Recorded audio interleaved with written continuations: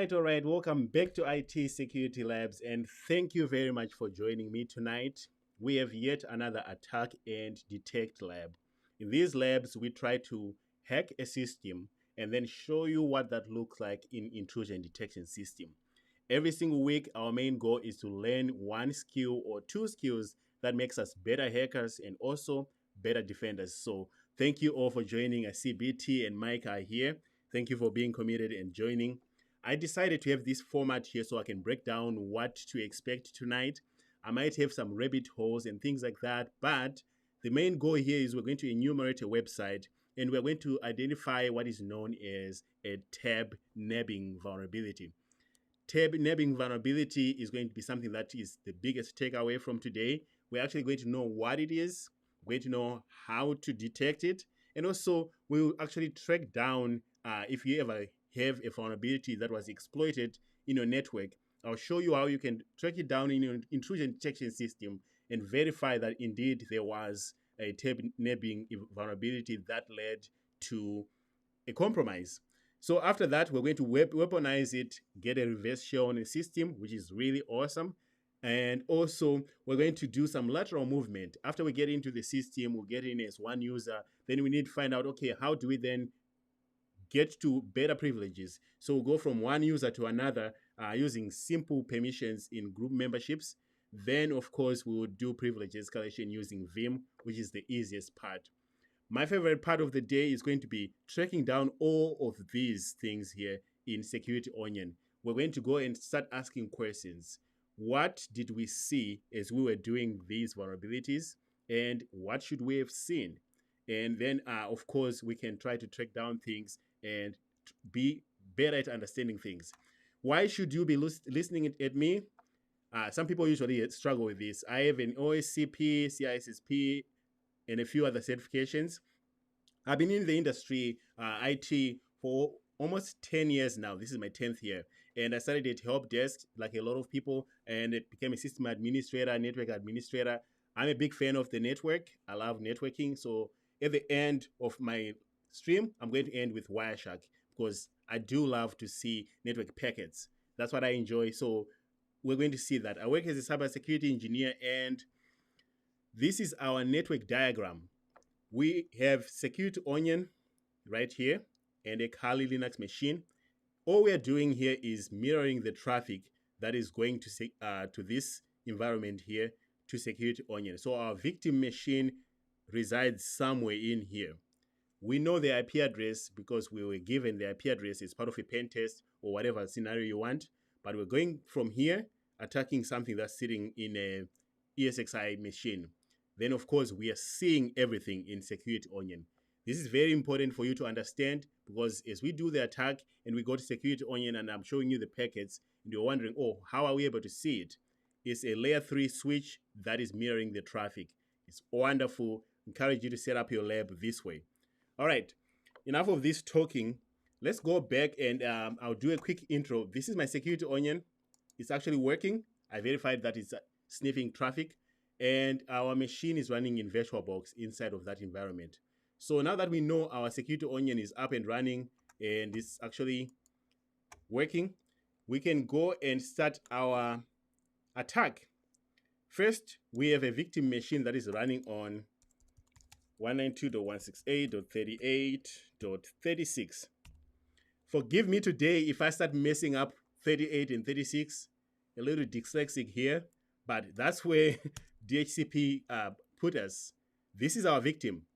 The first thing that you need to do is, let's enumerate the victim using nmap -sv -sc 192.168.38.36. I am not scanning all ports here. I'm scanning the top 1,000 ports. This is going to save us a lot of time, but at the same time, I highly encourage you to use the P option, --P, lowercase, to scan all TCP ports. Also, don't forget -SU for UDP ports. You need to scan UDP ports. I cannot emphasize that enough. Hey, Philip and Extroid, thank you all for joining. I really appreciate the support. It's always good to see everybody here. And I hope you're learning something. With our nmap, we found that we have port 22. You know the drill from all the last streams that you've seen me. I don't usually dwell on 22, but what I do look for is Ubuntu. This right here tells me what kind of version of operating system that I'm running, and this looks like the Ubuntu 20. If I'm someone Googled that for me, but I think last time I saw for Ubuntu, this is like the latest, one of the latest versions of Ubuntu. So I kind of get an idea, and also the version of SSH, which actually shows me that I might not have an exploit here on SSH. So I move on to something interesting. Right away, I see that I have 80. Don't skip this part here where you have to read and see what might be happening here. In this case, with PHP session ID, HTTP only flag not set. That I haven't seen much with this, but it's always good to read whatever is under port 80 before you start going crazy and running anything else. Right, we got port 80. What is the first thing that we do when we see port 80? It's part of our enumeration process. This is the first stage now where we're saying, okay, this was a recon. We found that we have some ports. Now we're going to say port 80. What is the first thing that you do? You and I are very curious. We are attackers after all. We want to see what are we dealing with. It's just port 80. It doesn't even have 443. So we open a browser. We go to the IP address. 36.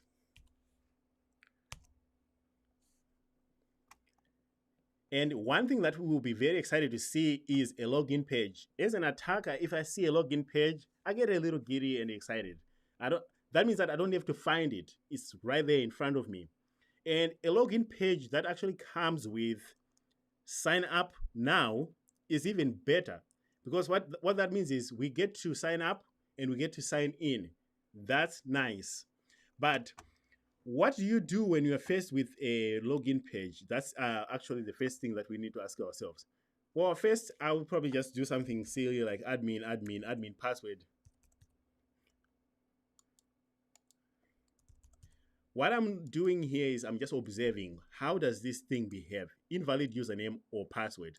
Okay, they're smart. They said invalid username or password. They didn't say invalid username. So now I don't know if I even put a correct username there. Sometimes just putting the wrong credentials, looking at the error, will tell you if a user exists or not. In this case, I can't tell if admin exists or not, but sometimes it will say invalid password after I put admin. That means that admin was a valid user. Now, without even working for it, I know that this thing is admin is a user. But this time it's like, nah, you gotta work harder than that. So you might try admin or administrator password or administrator, you know, the obvious. Most of the time you're going to realize, yeah, there's nothing here. I will look at the page source, since this looks like a very plain site, to see if they're loading anything. Is this web page, you know, where is it coming from? It looks like I just have a register.php. We already know this is a PHP site because everything says index here, .php. All right. So I need to register a user here, but before I register a user, I would also do something like robots.text. You know, these are like the obvious things you just have to check. In this case, we don't have robots.text. And if I were interested, I will probably clear this. This is a lazy man's go buster, but it does the job, especially when I don't know what I'm dealing with. So let's fire up derb and see if we can see any more directories. And this is just brute forcing for common directories that are known to exist. If you go with go buster, since you know that it's a PHP site, you might actually want to specify the extension PHP. But sometimes people think that they're clever. It's a PHP site, but they will have extensions that end with HTML or not even end with anything. So maybe just doing a quick derb. Again, just trying to do the surface level analysis. I don't see anything from derb. Unless if this doesn't lead me to anything, I'll throw in a full go buster with big.txt or medium.txt and really go in. But for now, let's sign up for a user.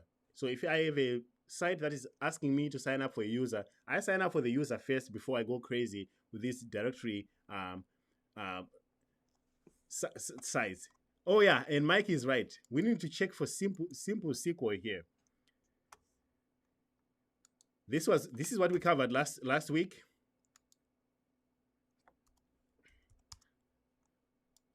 We just need to check for simple Sql injection. I don't know. I like this one better. Almost every time I pick this one. But people like some of these, the O's down here. I like this one. It seems to work almost every time. So let's check for Sql injection. Where is my site? Okay. And when you are checking for a Sql injection, like I said last week, we are looking for any errors. If this thing starts erroring out saying we couldn't search for that in the database, sometimes it's very obvious that it was a SQL query. Sometimes it just errors out. In this case, it should just tell us, oh no, it's an unsupported post. It really didn't like that. So I know that it's probably not going to work, but that's actually interesting. I've never seen an error like that on a login page. Does that mean that it works? Now, this might not work. Server does not support this operation. So the server does not process your SQL queries. So what happens is when you put your SQL query in the login page forwards them to PHP. PHP tries to understand what you're doing. And if you have direct access to query the database, that's when bad things happen. So far, I'm going to say this doesn't work. GoBuster didn't find anything. We're just going to create a user. So I'm going to create a user called test. Password is going to be test 1 2 3 4 5. Test 1 2 3 4 5. I'm just creating a user. If you have a site that allows you to create a user, don't move on until you try to sign in as whatever user that they allow you to create. That's the good thing. I usually have Burp Suite on at this point. I don't right now because I kind of know what I'm doing, but I have Burp Suite on, and everything that I'm doing right now, I'll have it intercepted in Burp Suite so I can see what's happening, just in case there's funny cookies or session ID. But for now, we are just going to say we created a user test, and test 1 2 3 4 5, and we're in. So it says, hello tests, welcome to our free blog promotion site. Oh, that's nice. Free things are always nice. That's where bugs come from. Please submit your link so that we can get started. All links will be reviewed by our admin. As an attacker, my mind is already thinking, great. So someone somewhere is sitting there clicking on my link after I submit it. I mean, tell me, wouldn't that be exciting for you? Usually attackers work really hard sending phishing emails to have somebody click on their link. And here's some random website that is telling us, hey, you can give us any link that you want. Our administrator will review it. How else is this administrator reviewing it? Are they using the curl command on the terminal? Or are they clicking my link? Whatever they're doing, I'm interested. Why? Because I can send them some really good things, fun things that they can click on, and hopefully I can get reverse shell. So let's do some interesting things here. Let's give them the same link that they have here. I'm just going to say, as part of my test, forget it, I don't have a link, but I'm going to give you the same website yourself. What happens when I submit? There's nothing, there's no rules of engagement here. I can use the same website and submit its own link to see what it does with its own link, right? It says, oh, thank you for your submission. You've entered here. So I'll open this in a new tab. Sure enough, it sends me back to the same location. So I gave it itself the same link, but this is where enumeration also becomes very important, right? What is it doing in the background that is doing all this interesting stuff? We have a link that we can submit, and after we submit a link and we get a link, what's happening? And to be honest, I should have checked the page source for the original before a link was submitted, which is this one. So I'm going to, without confusing you, I'm going to show you a link after a link has been submitted. How do you know that this is after? Because you have this, thank you for your submission. After you submit a link, this is what the page source looks like. But you should check the page source before you submit a link. Don't be like me. So you look at this, you're like, oh, nothing interesting. They got some CSS. CSS is not exciting. They're just rendering the page and making it look whatever. Then, of course, the text that they're printing, they got link here. And they say, thank you for your submission. We know that. They thanked us already. But here's the link. This is to our IP address. Target is equals to _blank. If you have never seen this, like me, I didn't know about this. You probably move on and say, well, I don't know. I don't see anything interesting. Apparently, there's money to be made here, especially for bug bounty hunters. If you see this, let's just copy that line. You can literally go and find a vulnerability.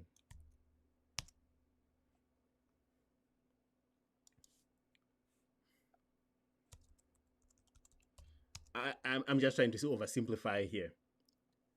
Oh, it looks like it's a vulnerability. Yeah. In fact, this is what is known as a tab nabbing vulnerability. When you go to a website and a website has embedded links inside of it, and it allows external websites or internal websites to link on the original main landing page or whatever page that a customer was. Then it says, oh, by the way, I can point you to this other location. So what happens is the vulnerability is two parts.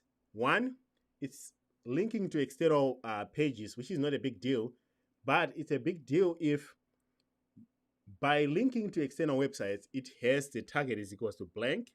And with that, it also allows the newly linked site to modify the original one. So think about this as a parent and a child. Someone is saying, hey, if someone can come and talk to your child, they can actually modify what you're going to say, because if your child is talking, it pretty much means that you're talking. So what this means is tab nabbing. Without me messing with your psychic and you trying to understand what I'm talking about, let me bring you to the horse's mouth so we can actually, just in case my English is not out there for you. Reverse tab nabbing, which is what we're talking about here, is an attack where a page is linked from the target page, is able to rewrite that page, for example, to replace it with a phishing site.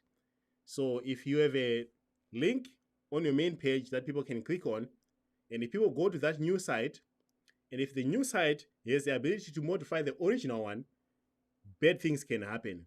You're going to see that in action tonight as I'm going to be completing this machine. And one of the indicators of tab nabbing is when you look in the source, target is equals to blank is going to be there. This is not just for login pages. This can also be for contact pages. Anywhere where a user can put in input, you should always look for tab nabbing. So it's not just like, hey, log in. It's a client-side attack, just like cross-site scripting and Sql injections that you know. And this right here is your key. If you see target is equals to blank, you're in business. There is some automation that people do that actually looks for this. And according to our site here, as the user was originally on the correct page, they are less likely to notice that they've been changed to a phishing site. So especially if the site looks the same as the target. So that's what I'm going to do here. I'm going to make sure that when a user clicks on my link, it's going to look like that login page. So if the user authenticates to the new page with their credentials, in this case, they're going to be sent to me instead of the legitimate one. So we're going to clone the login page, abuse tab nabbing, which in this case abuses the fact that I can put a link that someone can click to. I can also put a link to modify the original page.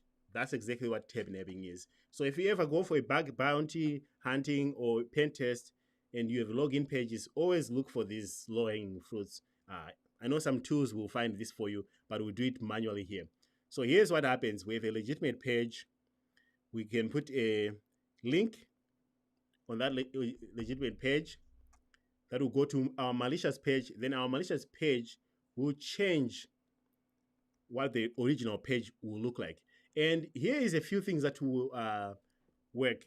If you have the windows.open JavaScript function, you can put whatever you want.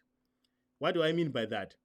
If a link on a website allows me to modify the original website, I can put, say, for example, this here, window.open allocation equals to, then I can put a phishing site. This will replace the original website. That's what log nabbing is, or in this case, I considered it stealing. I mean tab nagging. I don't know why I keep saying log. It's tab nagging. So if you go to Hactricks, they also explain the same thing. If you like Hactricks, someone always asks me for my notes. My notes are kind of useless for everybody else. Go to Hactricks. Most of the time, 99% of the time, when I'm attacking something, Hactricks has them. So I posted a link for you to see that. And they also explain the same thing. And they'll put a payload here that says, hey, by the way, this is what we're going to be doing. If you missed all this talking that I was doing there, I don't do well with talking. Let me show you what tab nabbing is. And you will understand it very quickly as I'm showing you. First, identify it by seeing that our target is equals to blank. Here, in this case, if you are not sure, if you're like me, I've done more than 150 CTF machines. I'll start going to like Hack the Box. Is a machine that is tab nabbing? Is Try Hack Me? Is a machine that is tab nabbing? Hack My VM, all those platforms. One of them definitely has tab nabbing. Then you can go and also read as part of the workflow. I find that to be more informing than just reading OSCP pages. But we identify that we have tab nabbing. Great. How does it work? We can put any link that we want here. So first thing that I want to do is I want to clone this login page. According to our instructions, it says that we can replace this login page with our phishing login page. So what I'm going to do right now is I'm going to host a login page that looks identical to this one. Why would I do that? I would like to host an identical one so that when I put my link there, it will replace this one with mine, so the administrator thinks, oh, I've been signed out, I need to sign back in. So they'll put their credentials here. But since they're putting the credentials on my website, I'll get their password. Very simple. First, let me just sign out of here so that I don't have any confusion.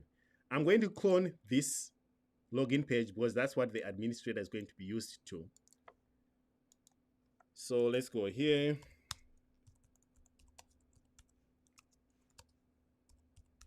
I'll just do it in my simple TMP page here.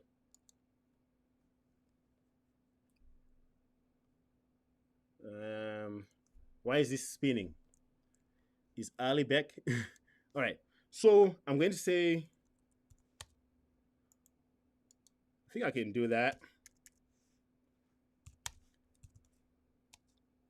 What is it called? I'm just cloning this one here.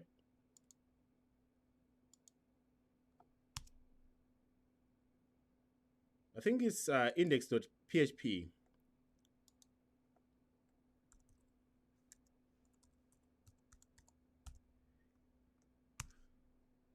All right.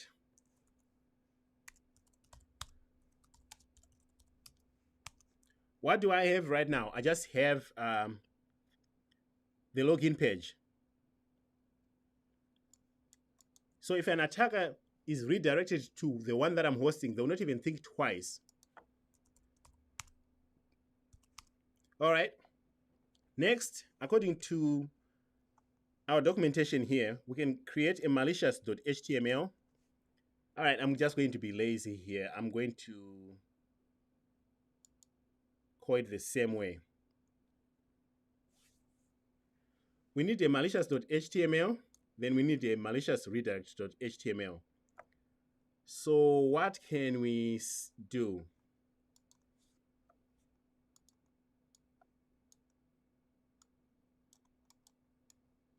Okay, let's copy this way.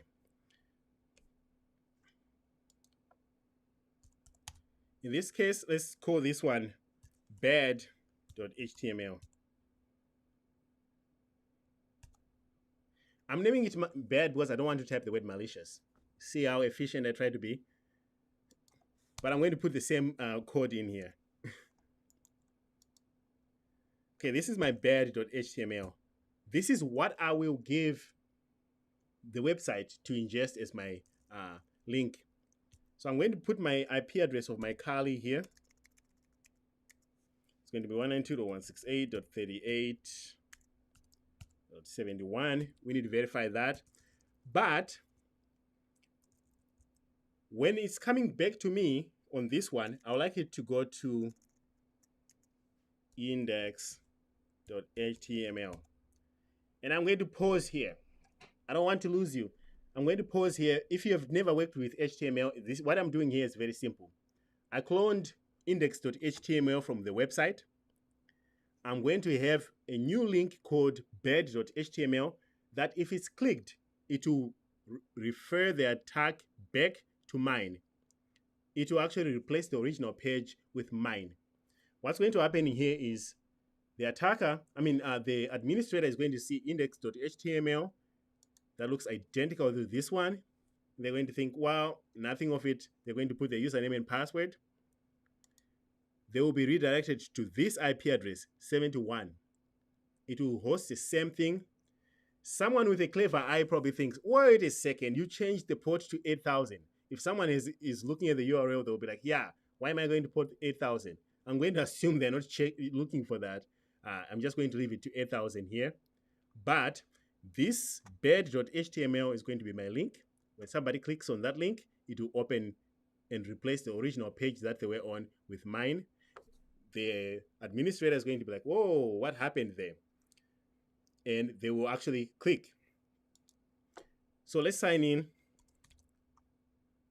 Test 1, 2, 3, 4, 5. Why do I think that the administrator will sign in?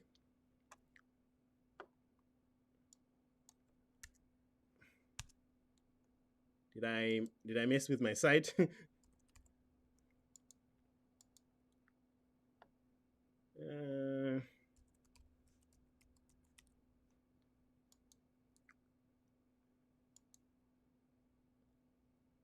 Okay, maybe I broke my server. Let me just refresh. Then I'll show you how it actually happens. Thanks to snapshots, I'm just going to go to my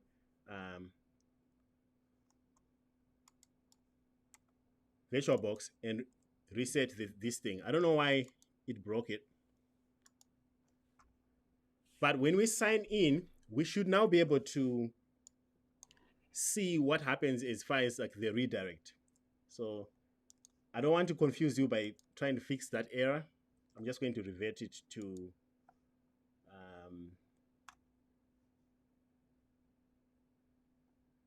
snapshot.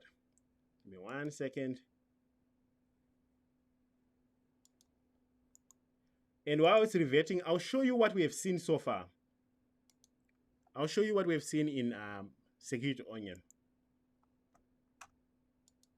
Restore that. I learned this from doing CTFs on Hack the Box. If the machine starts behaving funny, I just revert it. All right, so once it comes back, I'm going to show you what it looks like. But for now, let's go back to our Security Onion. First, we did a scan with Nmap. Nmap is very loud. So if we go to our alerts here, we should be able to see a lot of noise.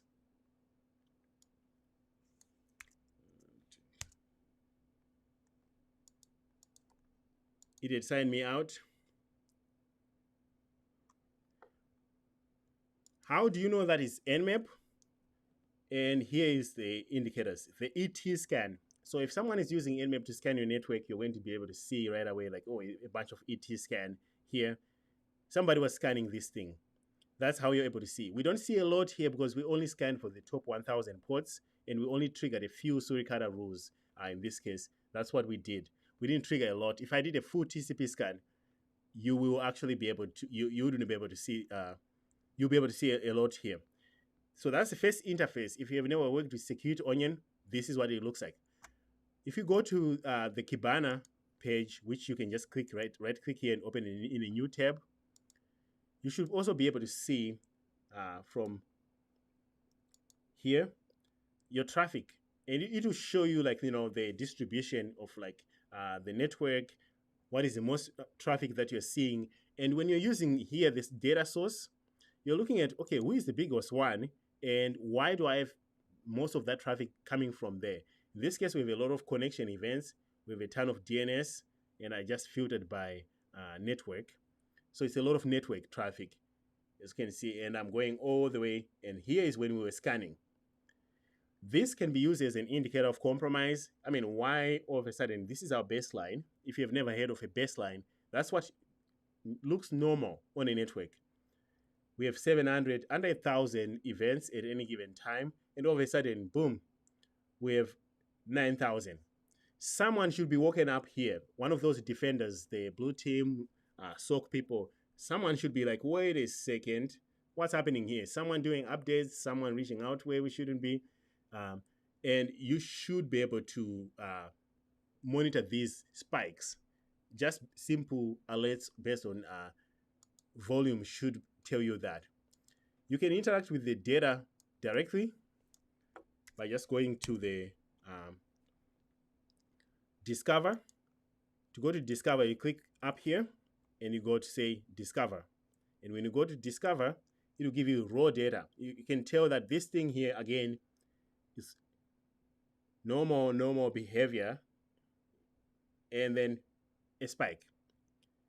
So make sure as you learn with me here, you know these simple things. Some of these might be obvious to a lot of people here who have been in the industry, but you know that this is what's normal, and if I get a spike, I should be looking at that closely, is an indicator. In this case, this is our indicator. And of course, I have an indicators here that shows me, I think this is what Mike was saying. Oh yeah, he said it is scan rules. So far, according to this thing, over the last 24 hours, DNS was the biggest one, which again is also a problem. Why do you have DNS reaching out?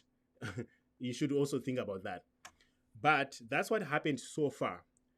My snapshot restored back, so I should be able to register my user again. So if I refresh this here, I have test. I'm going to register a user. Oh, wait a second.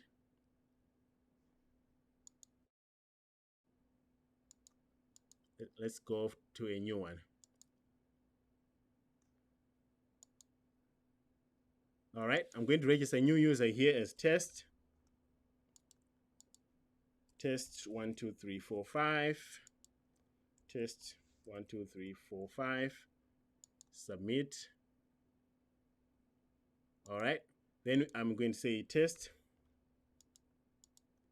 Test 1, 2, 3, 4, 5. I have tab nabbing, which means that I can put a link here, and if the administrator clicks it, my link can modify what the original login page looks like, and I showed you how to create the payload. So what I'm going to do is I'm going to say, okay, I'm going to submit a link from my Kali Linux machine that says, that is this in it. So I'm going to save this. And on here, I'm going to submit bed.html. That's going to be my link. And when someone clicks on bed.html, bed.html loads index.html that sits on mine. And what does index.html look like? It looks like the login page for this website. And that's how tab nabbing works. It will replace the original login page with mine, and the victim doesn't know, and of course, they'll sign in and I'll get their password. Okay, so how do I actually get this to be hosted? Oh, my good friend Python 3.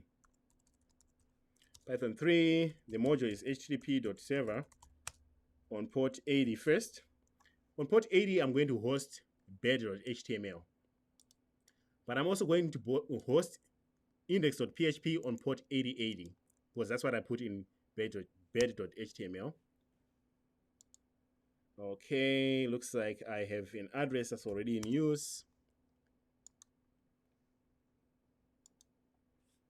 So let's make sure that my address is not, I can change this, but I want to make sure that, wow, I already had it in use. Okay. So I'm going to host it from here. Here's my port 80. It's hosting my bed.html. It's actually in the same location. Then, of course, if I do an ls, I also have my index.html. Quick reminder, just in case that was confusing. That's the login page that I'm going to, it's like phishing. I'm going to trick them to think that they're on the same website, but they're not. And then, of course, this one I'm going to host on port 8000. All right, why 8000? Because bed.html is going to redirect to that port on 8000. So the website is going to reach to my website. Very fun stuff. All right, we have our canons loaded, ready to go. What do? We just go to our victim. We say, oh, great, you take that. We're going to go to HTTP, the IP address of Kali. We want to access bed.html. And we submit. And as before, it says, oh yeah, thank you for your submission you have entered. It's right here. So I click this. What do you expect that I would see when I click this? I should go to the link for my Kali Linux / bed.html. So I'm going to click that in a new tab. Actually, I don't need to do that. I don't need to do that. I just need to click it. It'll pop in a new tab by itself. But of course, I was lazy. My HTML page didn't have anything. So it's just a blank page. But look what happened here. It reached back to me on both port 80 and also 8000 loaded. This is where the money is at. So this website is so silly. It reaches out to us on our web page that we're hosting. It agrees to take input from that website to modify itself. It's a very, very silly vulnerability, and it's very common. I don't know if Google Chrome has fixed it yet, but I know a lot of websites were vulnerable to this, and it's one of those things that if you try to fix it, the indexing of the website on Google Analytics gets wanky and off. So people had to choose, do I want this site to be indexed or do I want it to be vulnerable? And as we did that, we see that we got a 404, but we also got a 201. So far, this is coming from 71. We want to wait until the website reaches to us. So it looks like we reached to ourselves here. We need to make sure that, let's see. Yeah, we need to wait for the victim to reach out to us. Who clicked on this? Well, we clicked here. The administrator hasn't clicked. Please note this. The administrator hasn't clicked because this is our IP address. We clicked this. Our website tells us an administrator is going to click on it. What IP address should we see on our site that an administrator has clicked on it? We should see 36 reaching out to us for a GET request right here. So far, the administrator hasn't clicked on it. We have to wait for the administrator to click on it or whatever. In this case, I think it's about 2 minutes. So if we wait 2 minutes, actually, we're not going to move on until we see the administrator clicking on this thing here. Hey, David, thanks for the super chat. Appreciate it, man. Oh, yeah, I need to do more work on Instagram. He said you found me on Instagram. I don't post a lot on Instagram. Maybe I should. I see Network Shark and everybody posting on Instagram and Twitter and LinkedIn. I've been better at that.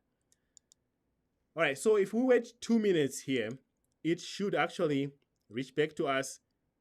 The administrator should click. But if we're impatient, we're going to say, hey, administrator, you haven't clicked. What's going on with you? Let's do it again.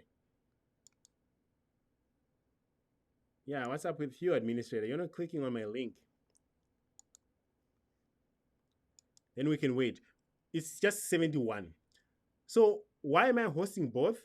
I'm just hosting both right now so that I can see that my website actually gets clicked by the administrator and it works. In this case, it's saying file not found. Why is it saying file not?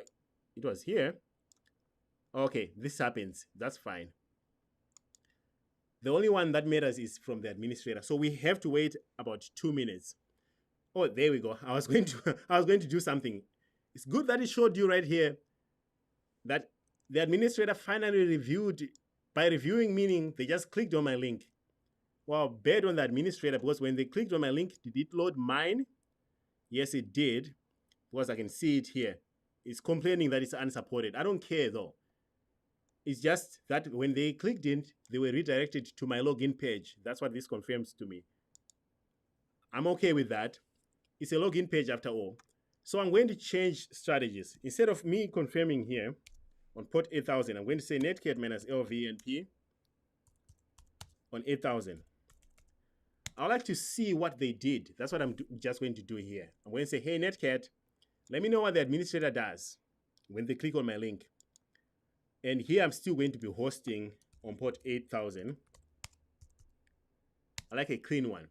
This time, when the administrator clicks, and if they sign into the login page, I'm going to see their password. But I have to go back and give the administrator a chance. Oh, actually, this is what I was saying. If you are someone who pays attention, did you notice that this page here was actually changed to my port 8000? I didn't change this. This was a redirect after the administrator on the back end clicked on my link. That's tab nabbing for you. So, of course, I don't want to go to 8000. That's mine. I want to go to the original one on port 80. So I'm going to remove that. And I'm going to sign back in the original one. So I can trigger it again. Test 1, 2, 3, 4, 5. Okay.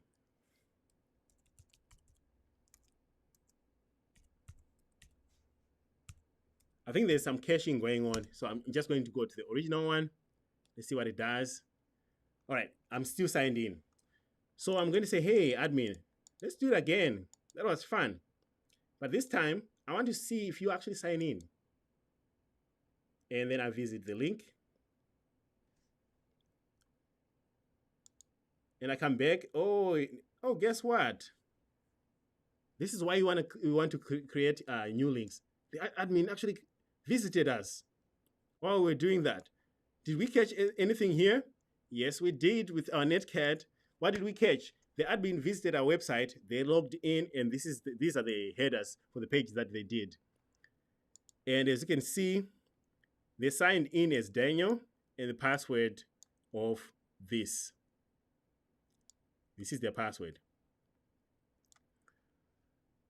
One thing to note here, when you catch this in the terminal, this percentage sign here is not part of the password. That's an @ sign. If you put the @ sign, that's what happens. So the administrator automatically logged in on the back end, and I was able to catch their credentials. That's all there is to tab nabbing. Most of the time, when people do tab nabbing, they'll clone your website, trick you to visiting your website because they cloned it. Then you think, oh, just sign me out. Let me put my username and password again. And you do that, probably nothing happens. And then they have a credential. So we have a password. This is the password. And remember, this is the @ sign, not %. It's the @ sign. So the password looks like this. This really confused me when I was doing this earlier. I was like, why is the password not working? That's the actual password. Just know that. All right, so now that we have a password, we have a user, Daniel, we have an IP address. I mean, what else do we want here? We also have the service SSH working. So it's SSH Daniel at 192.168.38.36. My dyslexia is good today. I'm not actually confusing 38 and 36. So if we sign in as Daniel, we should be able to get in because we got passwords. All right, you didn't like that. Let me copy the password again.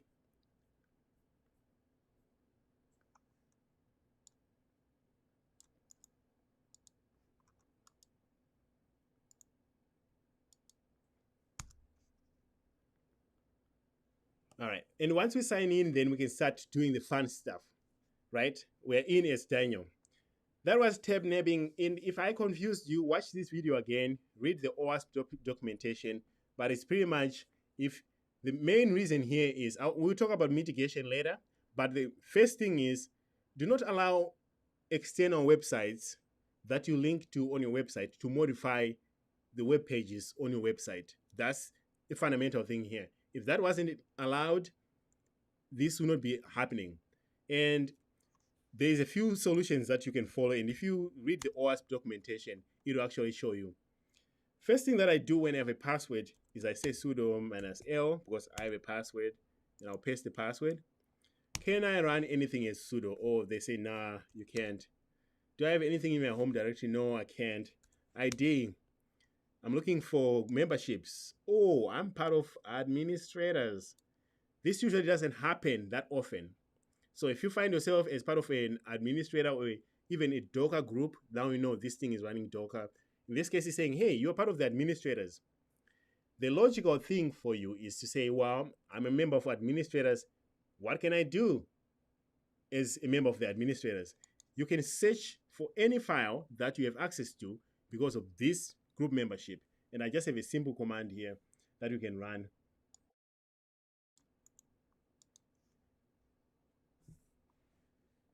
Thank you, Mike. So I'm going to explain to you. I'm saying, hey, let's use the find command. Group of administrators. Anything that's a file, that's type of -f. And any errors, throw them away. So I'm a part of administrators. I might as well know, what does that give me? Oh, interesting. Don't you just love it when you're part of a group and you have access to a script? In this case, it's a Python script. This is interesting. Please let me know in the comments what you would do. You're part of the administrators and you can run a Python script. This should be obvious to someone who has done, at least if you have matured a little bit in your CTF or pen testing or whatever you want to call your ethical hacking journey. You can run this Python script because you're part of the administrators. So, and it's also in someone's home directory. It's not even in your directory. You are Daniel. It's in Adrian's directory. So what that means is we go to Adrian's directory when you say ls-la. Oh, here's a file that they said we can run. Yeah, administrators can only run that file. Actually, our permission says read, write, read, write. This is the group right here. And this is everyone. So we can read and write this file. Yeah, so we can read and write this file. What would I like to do? First, I would like to see what the hell is happening with this file. It's a Python script, so I'm already happy that I can actually execute Python. And it's easier to do. But also we have a user.txt here that is owned by Adrian. So the only thing to do here, bash history is gone. MySQL history is gone. This is our way in, as far as I'm concerned, based on these read-write permissions that we have as the group. So first, I'll get that Python script.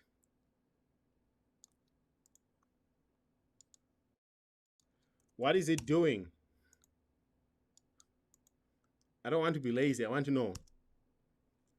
Okay, so it's saying, hey, let's import date time.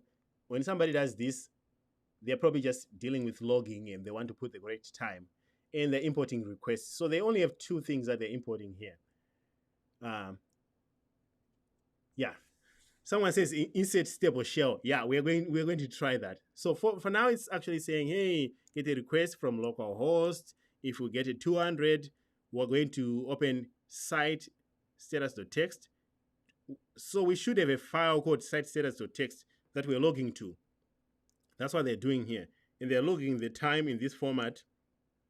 What they're putting in that file is saying, hey, the site is up, plus time. Site is up, plus time. So there should be a site status.txt. I'm curious if I can find that. Maybe it was there. I didn't see it. And that's what they're doing. Otherwise, they're going to say checkout site. So this is like a site health check if you want to put it. So do we have a site status? Yeah, we do.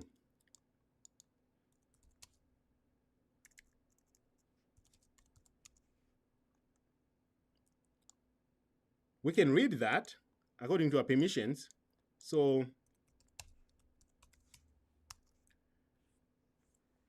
okay, so we are logging to this site every time we do a check. How often are we logging? The time will tell us 46 to 52 to 54 to 56. So every 2 minutes, we're checking, hey, is the site on? Is the site on? Is the site on? What that tells me is if I modify the Python script that I have permissions to and put whatever my goodies in there, every 2 minutes, it's going to execute. And you couldn't be any happier. If you found yourself in this place, this is where you do a little happy dance. When I was doing the OSCP, this is when I would just stand up and tell the person that was watching me and say, hey, I'll be back. Then I'll go out there and I'll do a little happy dance, because it can't be any easier than this. Usually what happens, I'm going to tell you the hard way. If you see that you have permission to execute a script and you can edit, modify it, what you want to do is you want to go and check the cron tab or cron jobs. Is this running on a cron job? Usually that's the hard way. Then you try to figure out, is this triggered by something or is it cron? But in this case, if it's logging, we're able to tell right away. Okay, so with that, let's modify this. Let's put some goodies in here.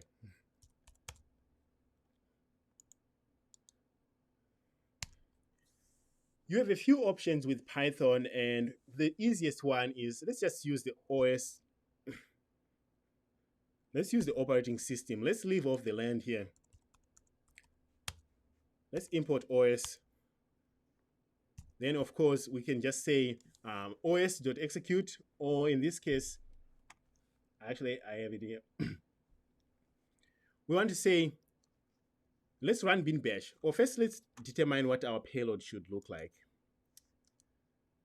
Before we go crazy here, reverse shells. Why even bother? Let's run bin bash. I'm going to run this. And you can go to payloads, all things, and pick whatever you want there. You can use the Python, but I would like you to run bin bash. Now I need to know, how do I use OS to actually import and execute commands? Give me 1 second.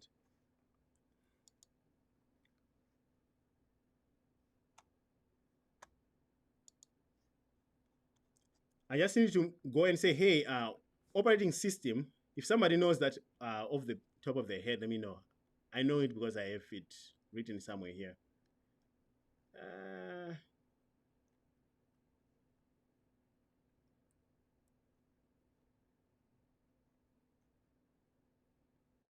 OS.system. I'm so silly. Okay.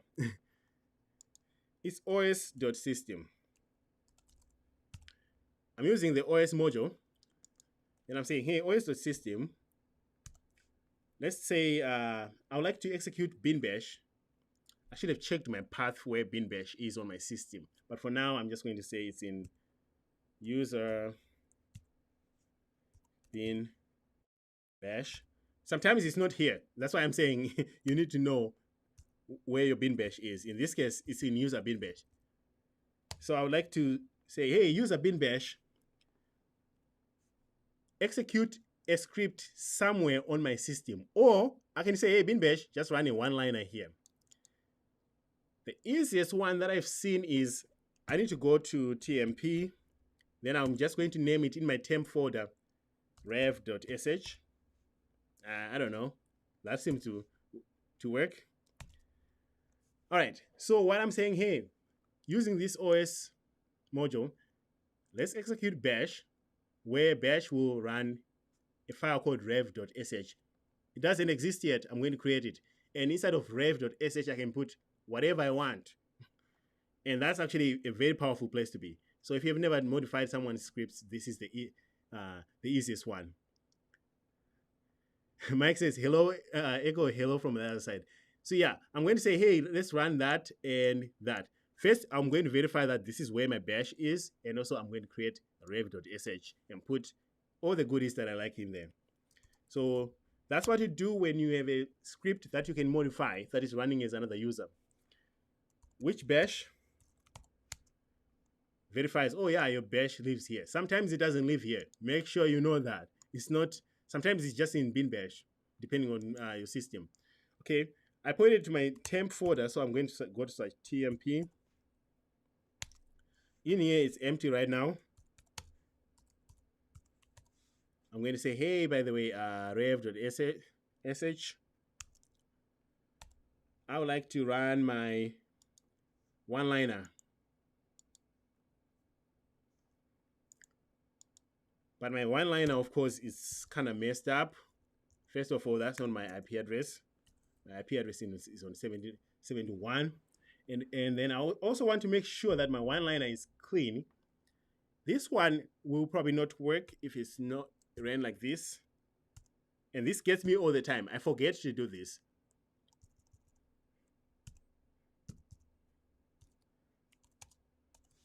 If you run it this way and you say bash -c, it actually runs. I've had luck where I just put it like that, but the interpreter becomes really funny.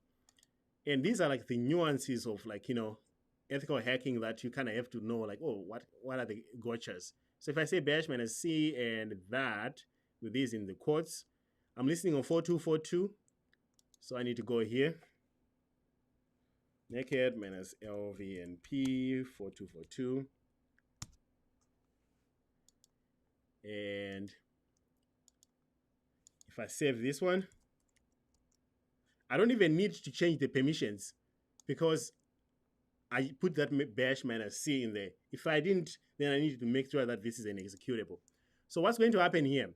Every 2 minutes, this query.py is going to run. And when it runs, it's going to trigger my temp file that is in the temp. And when that happens, I should get a reverse shell here. So in 2 minutes, I'll get a reverse shell from just that. We're literally just taking over a Python script. This should be the easiest thing that you can ever do if you see a script that you can run as someone else. There are multiple ways. Some people have their own preferences. I like this better on Linux because it works. And let me know in the comments if you prefer something else, because I know I could have just put a Python one-liner in the main script and it would have worked instead of pointing out to an external one in the temp folder and all that stuff. Or I could have encoded and have that thing phone back to me a different way.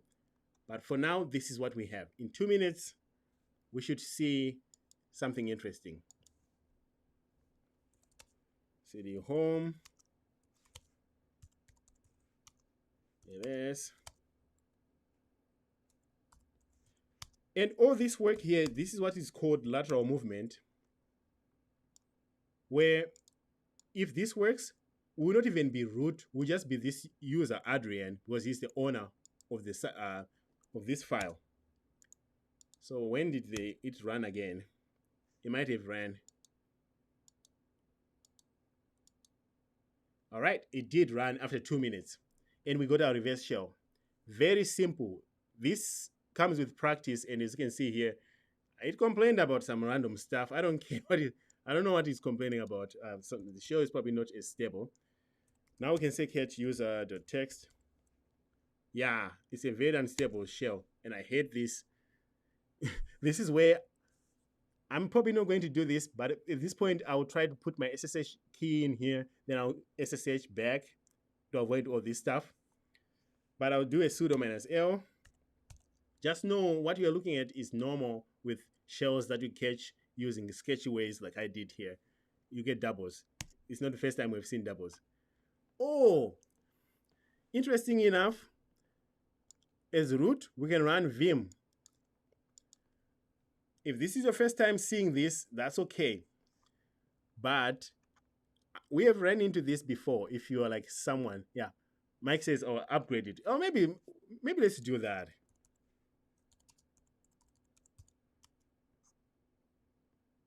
So we have Python 3 then. Okay, let's upgrade it. Mike said let's upgrade the shell. Let's see if my Python 3. I think it's right here. This is why I don't share my notes with people, because they are very, very ugly. Only I know that this is where Python 3 is, because I used to use it all the time. Okay, let's see if this will help. Okay, okay.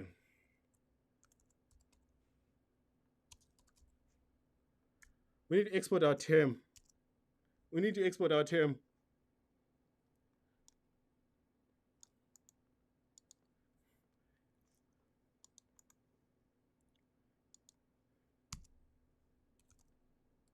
Okay, I give up. I don't want to get stuck there.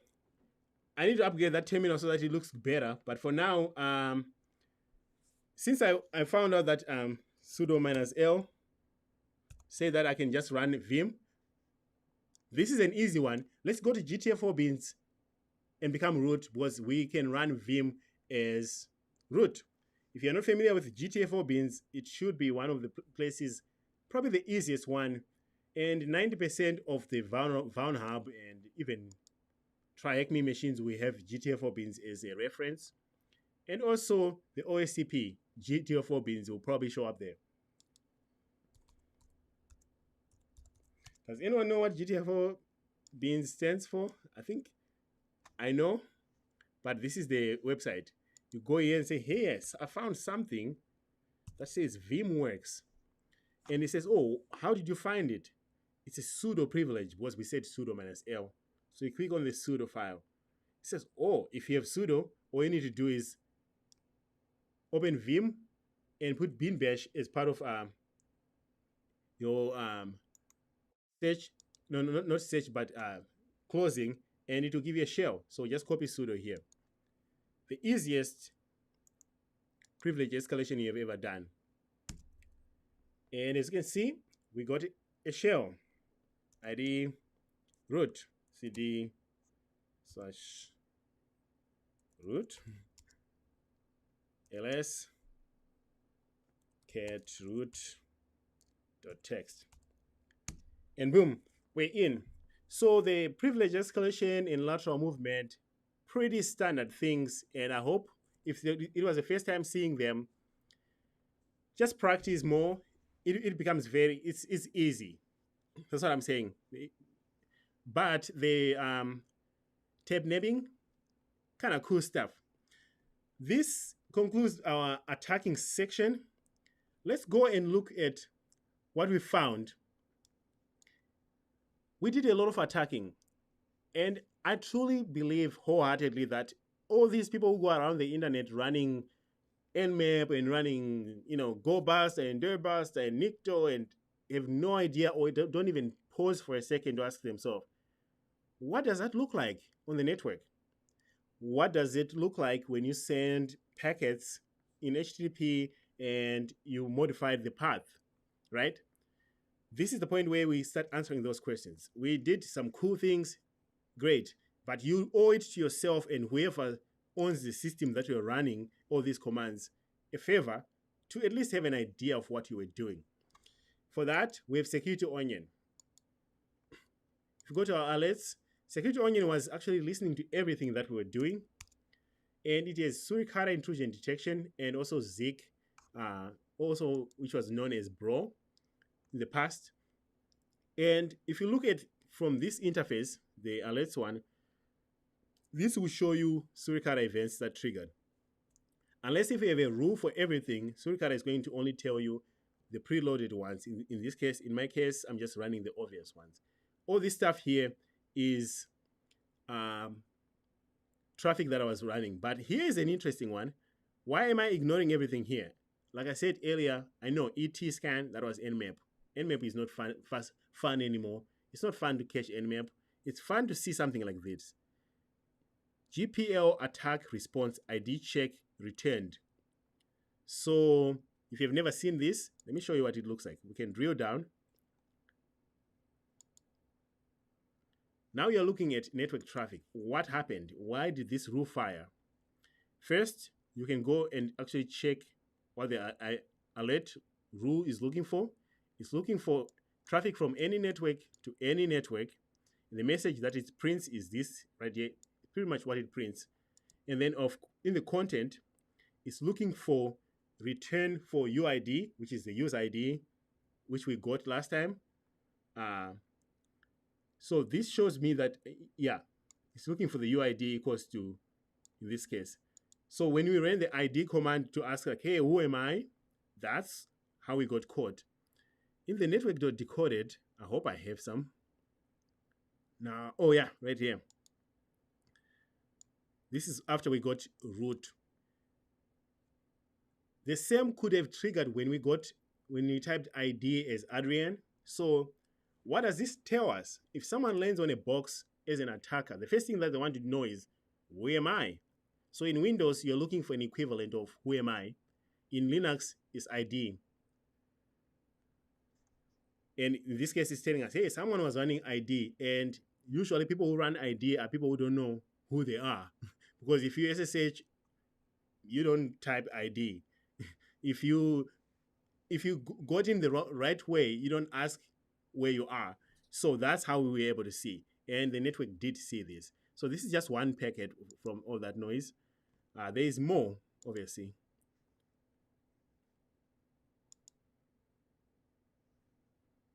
We see 5 here.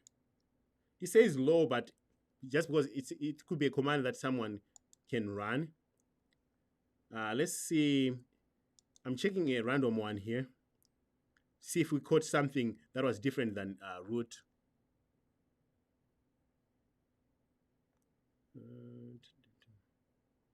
Oh, this one is kind of interesting. It did catch it, but as you can see here, it's not in plain text. But that's the ID command that we ran. That's the first thing. Obviously, just by looking at the alerts, we can see a lot of noise here. What else can we see? Let me know in the comments if there's something you want me to look for. I'm just looking at things. This is where I freelance what I'm doing.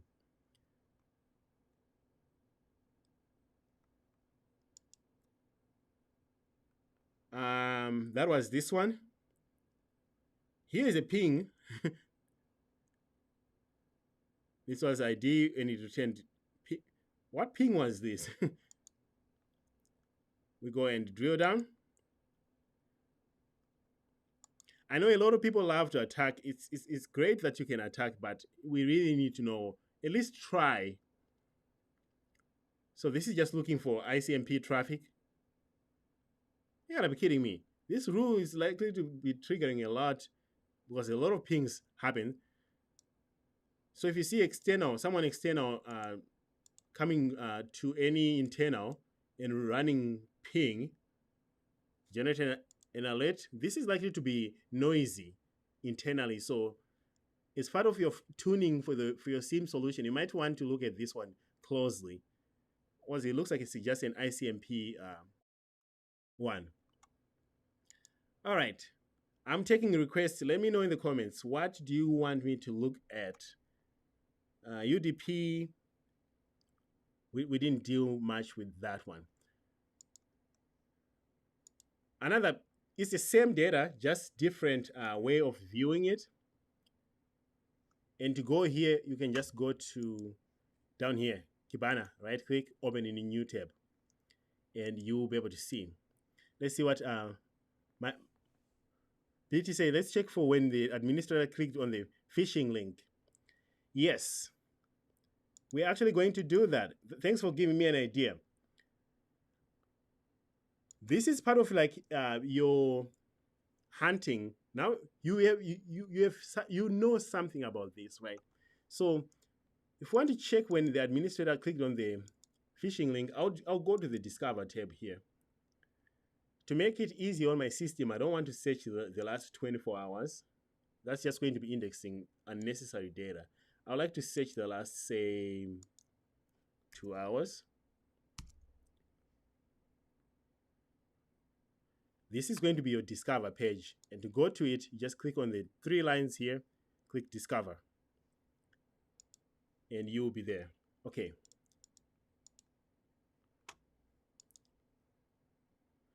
We want to find out when the administrator clicked on the malicious page. First of all, there's one page that was redirected. It's index.html. Remember, our website serves PHP. We saved it index.html. We saved it bed.html. So http. I think it's part of the URI. So I'm going to use auto completion here. URI keyword equals to, I'm just going to use a wildcard. It's probably like a slash. Yeah, there it is. Bed.html. So that's what I'm looking for. When they clicked on that bed.html, what happened? In fact, you know what? We're going to make this fun. We're actually going to try to extract that bed.html because we're on the other side. We want to see what was the contents of bed.html. First, we identify it when it was clicked on. Second, let's extract it from the network. And then have a copy of it so we can look at it. So that's actually going to be even more fun for us. So here's instances where it shows it was coded by Zik. Okay, apply that. We just need to find the correct packet here, and then we should be able to, okay, URI was this one. It was a get. So the first one looks good. So this is when they clicked on our malicious link. What was happening here? We can look at the destination port was 80 because we were hosting it on port 80. Destination IP was our Kali Linux. So we know we're looking at this. The client was the victim. Remember, this was not us clicking. This was the administrator clicking. It's very important because if we clicked on our own link, it shows us our own IP address. But if the victim clicked from inside of the machine, it shows us 36. So we know we're looking at the right packet here. So next, what we can do is, okay, that's the destination source and it was coded by Zik. Unfortunately, Zik doesn't talk much. It will tell us, hey, I did see a connection. It was a GET request. What I'm interested in is the status code. It says it was successful. What this means is that we can go and download that index.html, bed.html file. I mean, this is next level CTF here, okay? We're taking it beyond the CTF and actually trying to know what we're doing. Okay, it's a GET request, we got the status. So how do we track that file down? Let's use some unique identifier. It's log.id.uid. So I'm going to use that. I'm going to track down that file and download it and show you what it looks like. Go back here. I'm going to hunt for it in the hunt section. If you paste it right here, this one will do, even though it might be different. Actually, let me paste the one that I had.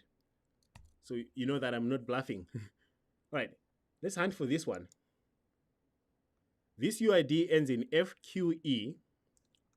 So let's go to our Kibana and make sure that we verify that.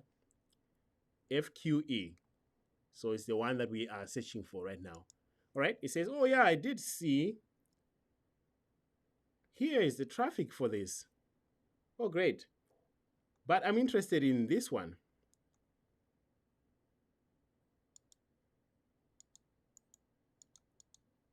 Let's say, give me a pickup file.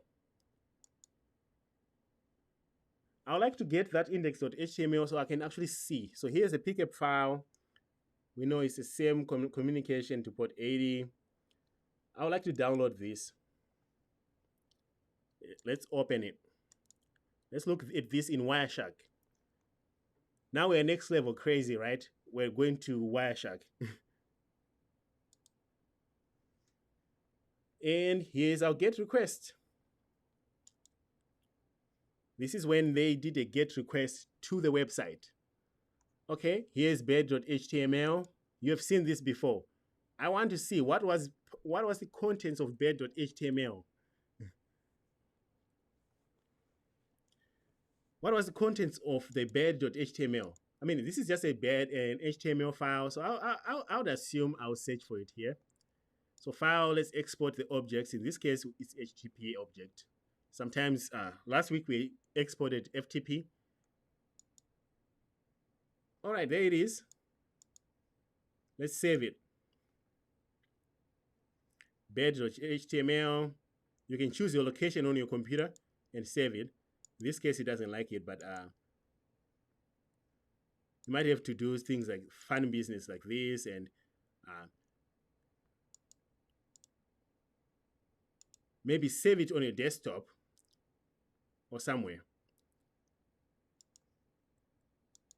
I already saved it somewhere on my machine, so let's go to a file.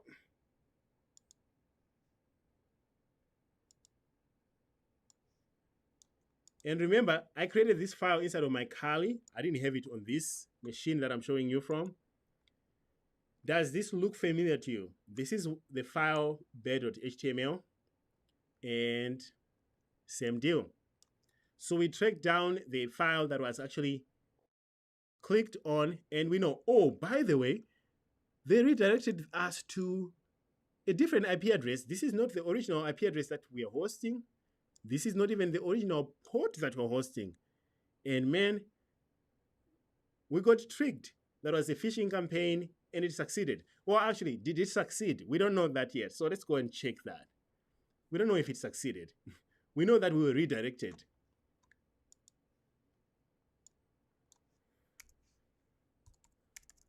So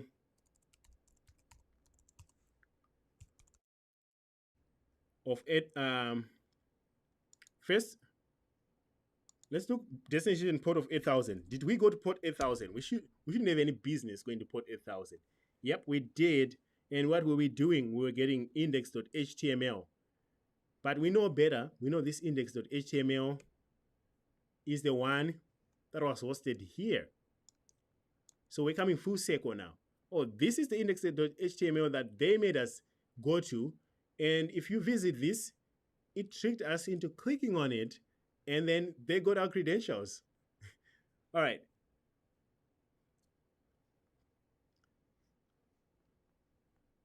And you can search for index.html by just going to say http://URI keyword index.html, and it will tell you like, hey, by the way, destination port was 8,000. We shouldn't be going to 8,000. This is bad news. We got fished. All right, that was a good one, BT. Yes, my Kali is running on an iMac. All right, what else can we look for? So we hunted for the HTML file. Let's look for the reverse shell since we're already here. We caught our reverse shell on 4242. As you can see,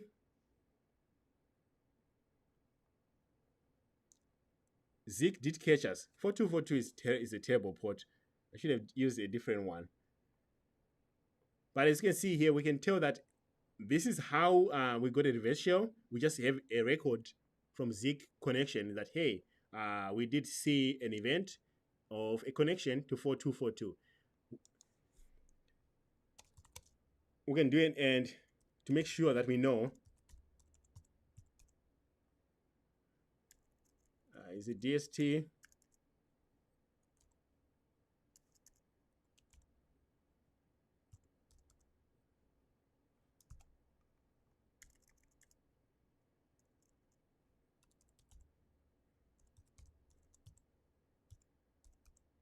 I want to see destination IP being my Kali Linux to make sure that this is the actual 4242 reaching back to us. 38.71. All right, so this is true. Someone did get a reverse shell. All right, I think this was a very fun way. Again, just to recap, reverse tab nabbing is something you need to know for your bug bounty, especially or pen test. Just go and check the page source, look for the obvious, and make sure that you check. And remember, it's not just a login page. Your contact pages, anywhere where, even search pages, anywhere where a user can uh, put information, you might have this. And if you need more documentation, the best resource that I found is OWASP. Also, just go on YouTube and just type reverse tab nabbing. Watch the 5-minute videos. They'll show you, and then of course, if you come back and watch this, it will make even more sense. But that was what I had for you, and I hope you learned a lot. We hope to keep doing this every week. I learn something new, you learn something new, and there's only one way this is going to end. Like I always say, we get better. We get better at knowing things. We get more knowledge, and we grow. 5 years from now, I hope we will still not be struggling with silly things like reverse shells that are unstable. I hate those. All right, let me know if you have any questions. I'm just going to wait a couple minutes here. Otherwise, please subscribe to my channel, like this video, tell YouTube that this is really good stuff. My video last week was flagged by the YouTube algorithm for the music that I put, even though I pay for my licensing. So I didn't want to bother with it, so I removed it because YouTube was trying to give me grief.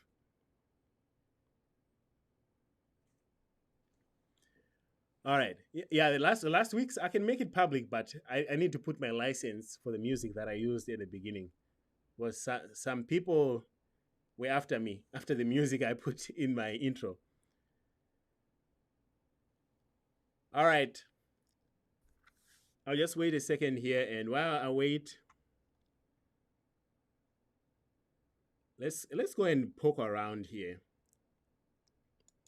I just get excited even looking at this. It's very interesting because I create these live streams, but even after doing them, I'm like, man, this is really cool. I want to go back and poke more. What else can I see, and what else can I do? It's always exciting, and I kind of have to stop.